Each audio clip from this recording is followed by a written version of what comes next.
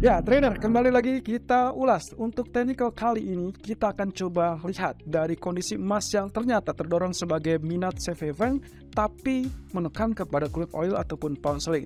Tapi sebelum itu, untuk Anda yang ingin langsung melihat technical emas, Anda bisa skip di menit pertama untuk langsung tertuju ke bagian ulasan emas. Langsung saja cek di kolom deskripsi di bagian timestamps. Ya, kita lanjut dengan crude oil yang ternyata pergerakannya relatif tertahan di level 79, lalu kemudian kali ini akan terancam kembali lebih rendah. So, kita lihat dari technical chart. Ya, kalau Anda perhatikan di grafik crude oil, grafik time frame H4, Anda bisa lihat di sini beberapa kali dia berusaha untuk mengalami penurunan, yaitu dengan kaitannya menutupi atau mencoba untuk menutupi gap yang pernah tercipta sekitar 3 minggu yang lalu. Ya, waktu itu ditutup dengan level 75, tapi opening di hari Seninnya ternyata langsung gap up sekitar $5 atau 5 poin. Dan tentunya, kalau melihat dari bagian yang sempat terjadi penurunan, itu sudah bisa dibilang terwakili sekitar 3/4 dari gap yang sudah ditutupi. Tapi permasalahannya adalah kenapa dia gagal untuk mulai kenaikan di atas level 79 atau bahkan 80. Dan ini yang akan kita coba kupas. Kalau Anda perhatikan, ada dua hal yang bisa saja terjadi di sini. Pertama, kaitannya dengan potential double bottom. Ya, ini berarti kaitannya dengan harapan bahwa level 76 itu tidak akan ditembus dan akhirnya dia akan mampu untuk tembus di atas level 79 atau bahkan 80, dan itu berarti kaitannya dengan potential double bottom. Dan itu berarti stop lossnya sebaiknya Anda bisa pasang di bawah level 76.77. Ya, saya biasanya menggunakan jarak sekitar $1 atau mungkin saja yang terpenting adalah 3 poin dari jarak 61.8% tersebut. Nah, yang kedua adalah kemungkinan potensinya justru yang terlihat atau yang bisa dicurigai adalah terkait dengan sekedar mungkin saja naik tipis lalu kemudian dia terjadi penurunan, dan apa yang kita lihat di sini ya betul sekali, dan ancamannya adalah kaitannya dengan potensial head and shoulder. Jadi mana yang akan tercipta terlebih dulu, maka kemungkinan semuanya akan ditentukan dari level 76.77. So, untuk Anda yang menginginkan level buy, Anda boleh lakukan buy di area 76.77 atau mungkin mendekati level tersebut dengan stop loss di bawah 76.77. Anda bisa menggunakan 75.77 sebagai stop loss Anda untuk mengantisipasi ternyata betul-betul dia terjadi penurunan. Apalagi gap yang harus atau menjadi PR adalah di level 75. Jadi ini masih bisa terjadi penurunan. Tapi untuk Anda yang menginginkan level sell, sebetulnya seperti apa yang sempat kita share tadi pagi, Anda bisa lakukan sell di level 7800 atau mendekati level 78.20.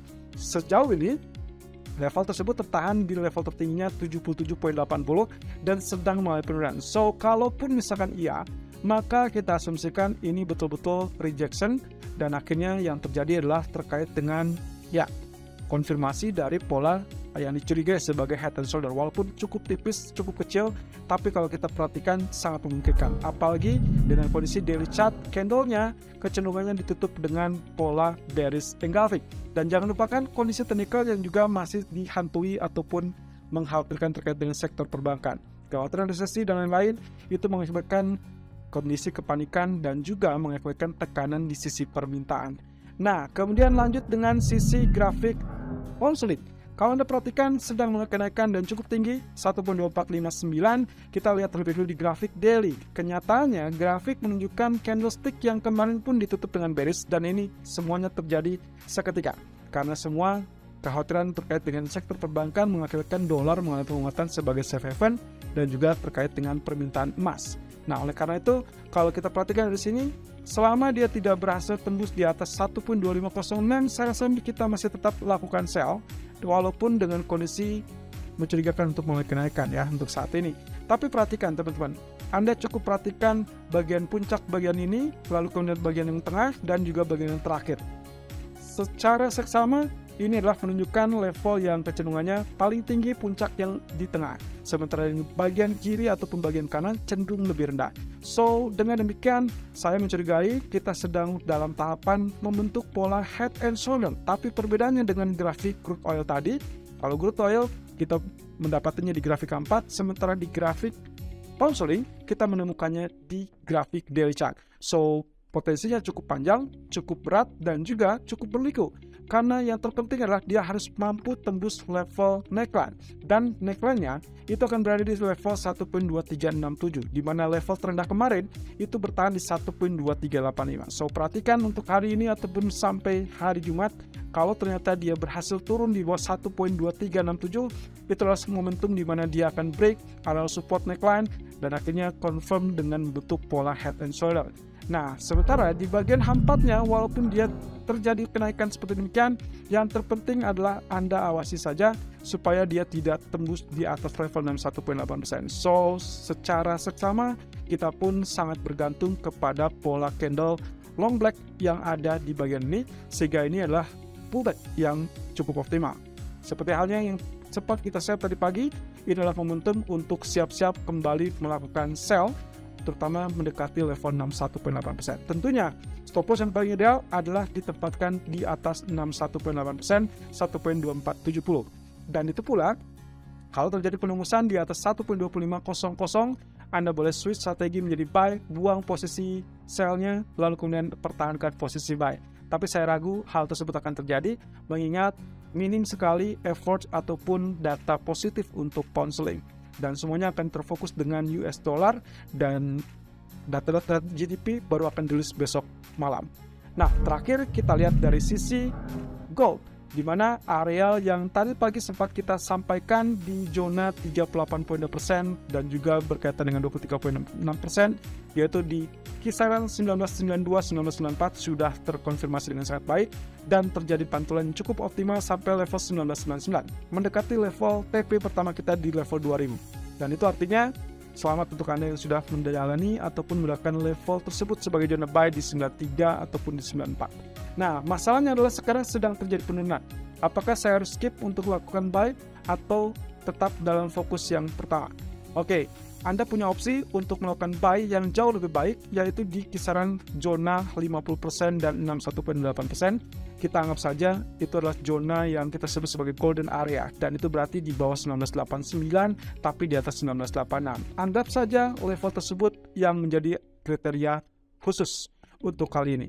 Terutama kalau misalkan Anda menantikan untuk malam nanti karena ada data GDP ataupun ya kita sebut dengan durable goods order karena GDP baru di hari Kamis, maka kemungkinan kita akan pasang posisi buy berikutnya di area 1986-1989 dengan catatan stop loss harusnya ditempatkan di bawah 61.8%. Nah, kaitannya dengan hal tersebut, berarti yang ditambahkan adalah penurunan hanya sekedar swing low, kemudian nantinya diharapkan terjadi kenaikan.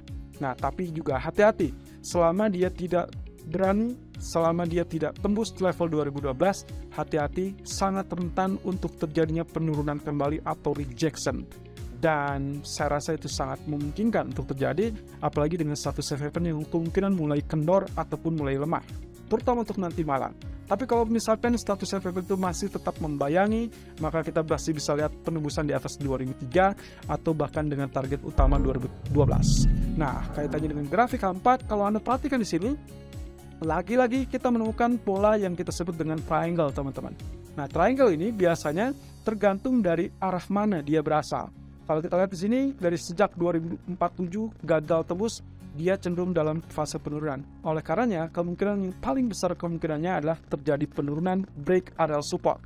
Tapi untuk saat ini atau untuk malam nanti, kita tidak berharap dia tembus di bawah level 1977. Artinya, kalaupun Anda ingin menanti, maka level yang paling layak untuk menjadikan area buy atau potential buyer ataupun potential good demand ataupun stronger demand, maka kemungkinan yang paling bagus adalah di bawah level 1980. Itu artinya Anda harus menahan diri, jangan sampai melakukan buy di level 1986 tadi. Tapi untuk grafik H1 saya rasa ini masih cukup mumpuni, sehingga kemungkinan kalaupun Anda switch strategi untuk melakukan sell setelah confirm dia tembus 61.8%. Secara keseluruhan grafik daily menunjukkan Morningstar itu adalah kecenderungan untuk uptrend untuk hari ini. So, saya masih pertahankan level buy saya. Antara opsi pertama adalah di level 1993-1994 yang tadi pagi, atau opsi yang kedua saya menunggu di kisaran 86, 89 dengan stop loss saya gunakan 3 atau 5 poin di bawah 1986. Nah, jadi yang terpenting adalah Anda harus tahu bahwasannya semua market sedang menunggu rilis data GDP, karena itulah yang paling penting untuk kemudian dibawa sampai FOMC meeting minggu depan. Jadi hari ini kita tidak mengharapkan adanya kejutan ataupun break area support yang terlampau dalam atau bahkan resisten yang terlampau tinggi. Jadi perhatikan, Nas, pound sterling ataupun crude oil semuanya akan menunggu data GDP, bukan hanya sekedar berita dari First Republic ataupun sektor perbankan Amerika.